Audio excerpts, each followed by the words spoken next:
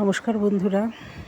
যখন আমাদের শরীর ভালো থাকে তখন আমরা ধরাকে সরাজ্ঞান মনে করি, মানুষকে মানুষও মনে করি না, পাত্তাও দিই না, ভাবি আমাদের এইভাবেই বোধহয় দিন যাবে।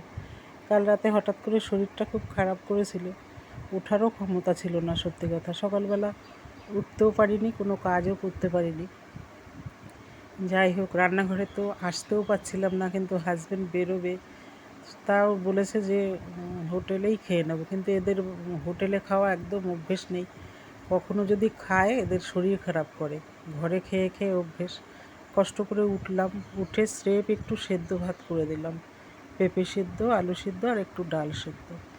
হ্যাঁ, আমরা তো একদম ঘরের খাবারই পছন্দ করি, বাইরের একদম আমাদের খাওয়ার অভ্যেস নেই, যেহেতু খুব কষ্ট করেই সেটুকু করে দিলাম।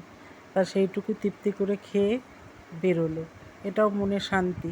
আর যদি না খেয়ে চলে যেত, একদম খুবই সারাদিন খারাপ লাগতো। কোনো রকম করে আবার এসে শুয়ে পড়েছি, মানে ওইটুকু করতে পারছিলাম না, এত শরীর খারাপ লাগছিল। যাই হোক, আজ এই সেদ্ধ ভাতের ওপর থেকেই শুভ দুপুরের শুভেচ্ছা জানালাম তোমাদের। আর যদি পারি ওবেলা কোনো কিছু রান্নাবাড়া করতে, তাহলে দেখব, চেষ্টা করব। বোধহয় পারবো না, শরীরটা ভালোই হয়নি এখনও, শুয়েই আছে। আর এই দিয়েই খাওয়া। দেখো, তোমাদের এইটাই ভাবলাম, রোজ তো শেয়ার করি, আজই বা বন্ধ করব কেন? না, সেদ্ধ ভাত তাই বন্ধুদের সাথে শেয়ার করি, কিছু তো করার নেই। শরীর খারাপ হলে কিছু করার থাকে না, কি করব।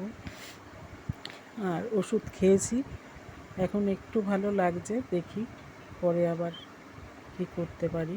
যাই হোক, সকলে ভালো থেকো, সবাই সবার শরীরের দিকে খেয়াল রেখো। আর কি বলবো, এই ছেলেকেও এখন এই সেদ্ধ ভাত দেবো, একটু পাঁপড় টাপড় ভেজে দেবো, হয়ে যাবে। ও সেদ্ধ ভাত ভালোই খায়, অসুবিধা নেই। কিন্তু আপাতত আসছি, টাটা।